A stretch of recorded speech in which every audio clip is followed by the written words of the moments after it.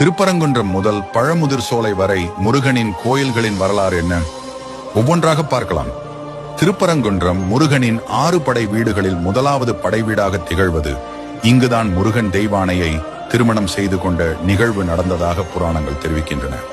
திருச்செந்தூர் முருகனின் அறுபடை வீடுகளில் 2ஆம் படை என்று போற்றப்படும் சுப்பிரமணிய சுவாமி கோயில் அமைந்துள்ளது. இவ்விடத்தில் முருகன் சூரபத்மனை அழித்ததாக கந்த புராணம் கூறுகிறது. பழனி முருகனின் 3ஆம் படை வீடாகும். நாரதர் சிவனுக்கு அளித்த ஞானப்பழம் தனக்கு கிடைக்காததால் முருகர் கோபம் கொண்டு ஆண்டியின் கோலம் பூண்டு இந்த திருத்தலத்தில் தங்கிவிட்டதாக புராணங்களில் கூறப்படுகிறது. சுவாமிமலை முருகனின் 4வது படை வீடு ஆகும். இங்கு முருகன் தனது தந்தையான சிவனுக்கு பிரணவ மந்திரத்தின் பொருளை கூறினார். திருத்தணி முருகனின் 5ஆம் படை வீடு ஆகும். இவ்விடத்தின் மலையின் வள்ளியை முருகன் திருமணம் செய்து கொண்ட தலமாகும். பழமுதிர் சோலை முருகனின் 6ஆம் படை வீடாகும். முருகப்பெருமான் சிறுவனாய் வந்து அவ்வையார் சோதித்தது இங்குதான் என நம்பப்படும் இடம்.